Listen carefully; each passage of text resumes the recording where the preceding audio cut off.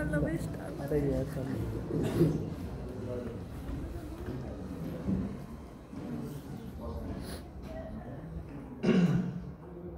afternoon, ladies and gentlemen. My name is and today I am here to present on our research titled as Development of Low-Cost Sectable and its application in investigating seismic performance of mud masonry. And the authors of the research are me, myself, Vivek Parajuli, Akash Basu, Sagar Bati, Riya Shrestha, Basanta Bhatta, and Chandra Kiran Mansal.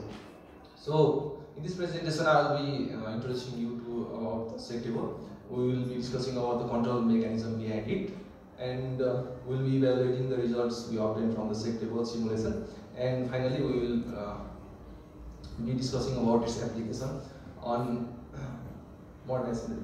So, first of all, let's start by answering the question: what is actually a sectable? A sectable, simply put forward, is a device that can simulate earthquakes. It provides a platform upon which structures can be placed, and we can evaluate its performance under seismic loading. The picture here shows, the first picture shows the world's largest sectable, which is located in Japan. Of course, scale structure is being tested here. And in the field of sectable, we have found a research gap, and the research gap is that we all have experienced the World Cup, right? And from that we can predict that Nepal is very vulnerable to earthquakes. However, we don't have proper sectable facilities till now. The primary reason for this is because it is very expensive and capital intensive. So our objective is to build a low-cost single-axis sectable. This is the primary objective. And the secondary objective is to get into its real-life application, where we will be investigating the preliminary performance of a mud masonry under seismic loading, under cyclic loading. So this is the sectable that we have developed.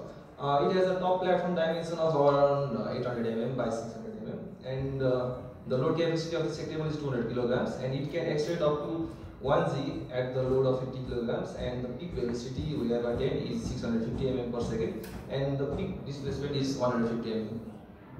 So,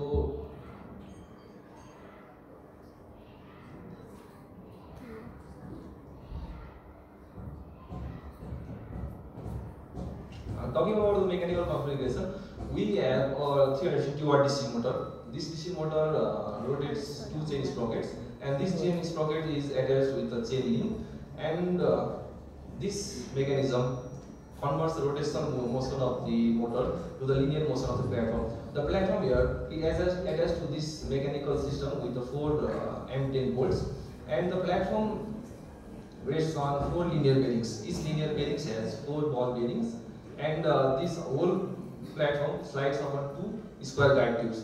And on top of that, we have a encoder. This records the position of the sectable in the real time. This is the control algorithm of our whole sectable. We have used TNC 4.0 microcontroller, which is the brain of our sectable. Initially, it receives the time versus displacement data from a computer. Then, inside this microcontroller, we have developed a PID control algorithm. This control algorithm takes 2 parameters as input. First is desired position, and the next is current position. The desired position is attained through this time versus displacement data, the position that we need to be in the next time step, and the current position is determined by the encoder that I discussed earlier. So based on the difference of these 2 data, the PID control algorithm computes how much power is needed to move to that position, and this power value is sent to this motor driver, and this motor driver eventually moves the motor. And in addition to it, we have 3 limit switches. So in case of emergency, the sectable shut downs and doesn't cross these limits. And on top of that, we have also built a graphical user interface using Python programming language. Here, user can input a CSV file. The data is a CSV file. The data can be acceleration, velocity, or displacement. If the data is in acceleration or velocity format, then the software automatically converts it into displacement. Next, please. So here,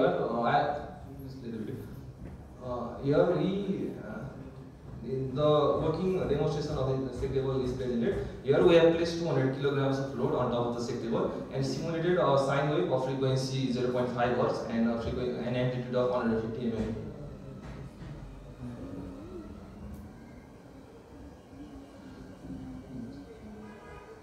So let's dive into the output we gained.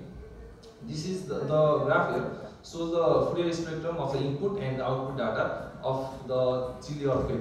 And here we can see that the input and output are perfectly overlapping. However, there are some sort of amplitude error in this spectrum. The amplitude error is found to be within 5% for all the simulations we have done until now, and the frequency is perfectly overlapping, and we have no frequency error in any data. So let's dive into the mode Masson test using the SEC table. So the question arises, why did we choose a mode masonry, right? Mode masonry is a significant construction technique during our traditional times. Many of our heritage sites and the traditional homes in the Kathmandu Valley were built using the mode masonry, and particularly using a Mahakpa brick. And they are particularly vulnerable to earthquakes. So we needed to evaluate the seismic performance of this type of structures. So for this, we created a sample of 400 by 400 mm dimension, and we placed a surcharge load of 10 kilograms, and we let it dry for around 28 days. No. And for data acquisition system, we have used two accelerometers. Firstly, at the top, first one is placed at the top, and second one is placed at the bottom. And also, we have placed a displacement sensor at the top. And for the simulation, a sine wave is fed into the SEC table as the input signal.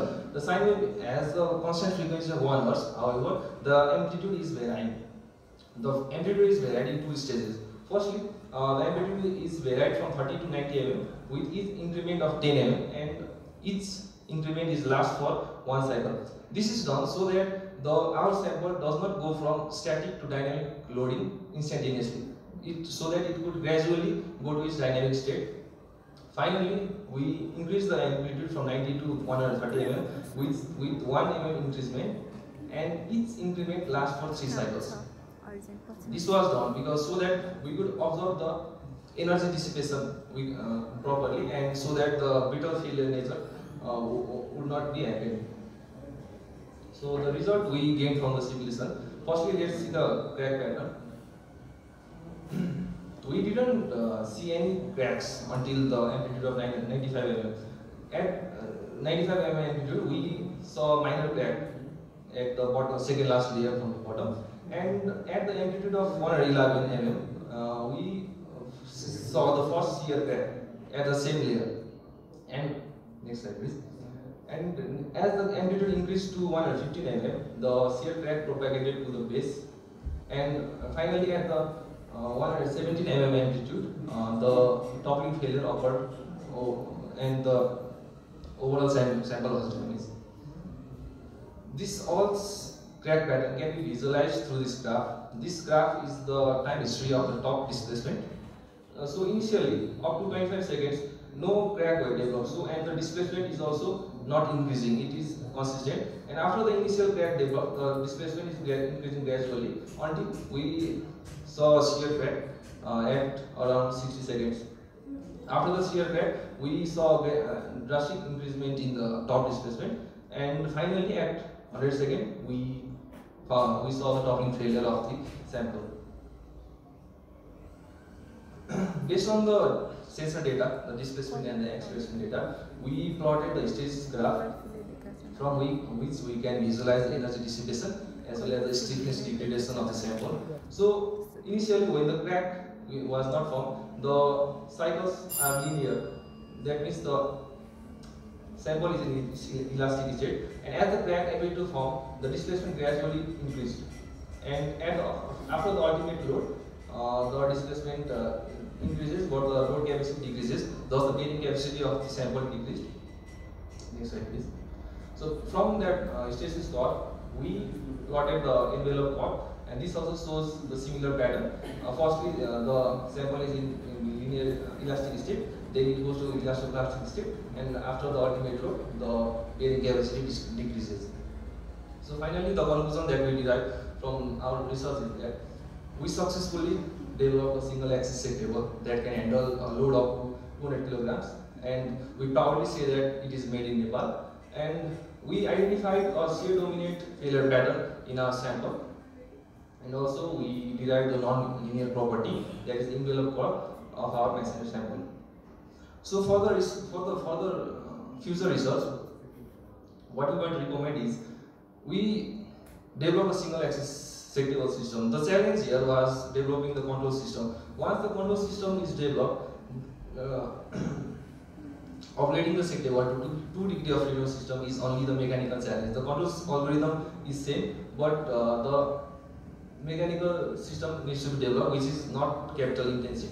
So we can operate into the 2 degree of freedom system, and so that we can simulate the more realistic scenarios. And also we saw some amplitude error earlier in the result, which can be corrected by integrating stable motor instead of DC motor, but at higher cost. So finally, this is all. Thank you.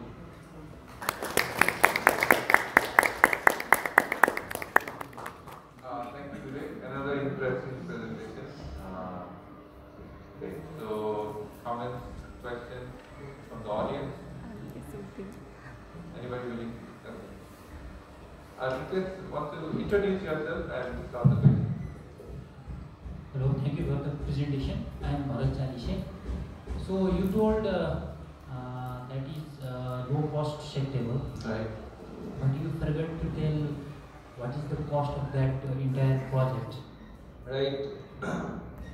We knowingly didn't keep the cost because this project is still in the development phase, so we need to operate it in the further. So we didn't disclose the price in the slide. However, if you want to know the total cost of the set table until now, it's rupees 2,50,000, which is nearly $1,800. Thank you. Thank you. Any other comments from the audience? Yeah.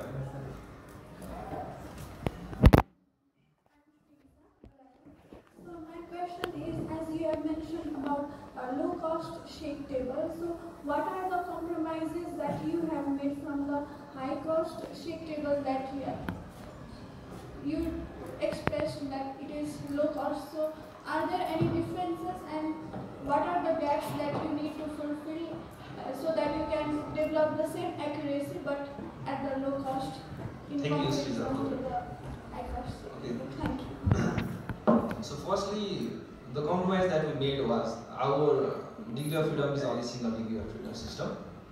So why, firstly the question arises why the multinational companies are building very expensive set tables, right? They are expensive because they invest a huge in the research and development part. Right? They hire very high technical manpower, so due to which their cost rises exponentially. But in this set table, we try to use as much locally available resources as possible, and we try to develop the set table with the frugal mindset. So the limitations of this set table is firstly the degree of freedom system, and the second is the accuracy. So the set tables that are very costly and can operate in very micro mm of accuracy. However, the set table we have operates in the accuracy of around millimeters. So that's a limitation of the set table. But most of the research that we will be doing won't require that much of precision. The precision that we obtain is sufficient for our research. And the other reason which the cost, due to which the cost reduced, is that we used a DC motor. Generally, set tables don't use a DC motor; they use stable motor, hydraulic actuator, or electric actuators. But the PID control algorithm that we developed, and by integrating the PID control algorithm with the DC motor, drastically reduced the price.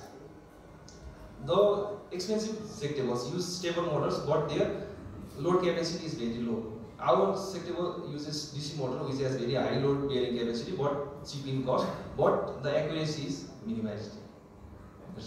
Thank you.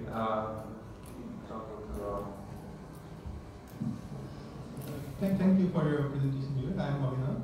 Okay, so my question is, so you are measuring the top displacement of the wall, right, of the masonry line. So what sensors are you using for that, and how accurate are they? So we have used strain gauge displacement sensor. The accuracy we have obtained is 0.01 mm.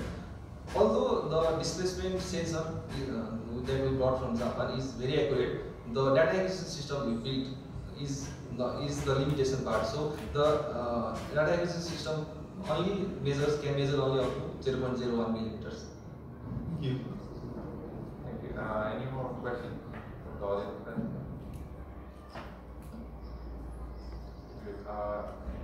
Because I'm also very interested in what you're saying.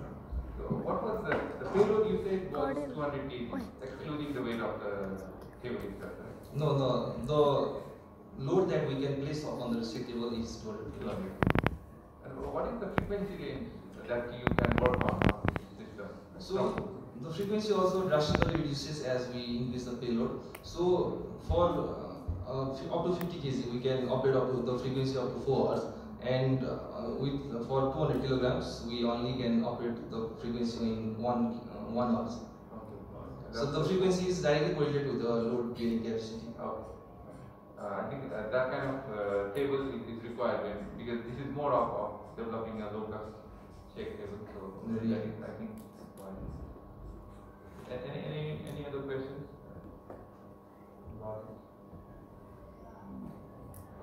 I think we are expecting more from your side again, because from the next few years you are developing something that is a property that a college can be proud of. I think from the comments, he knows that. So thank you. Next, we will continue this research further and expanding it. Yeah, we will look up. Thank you very much.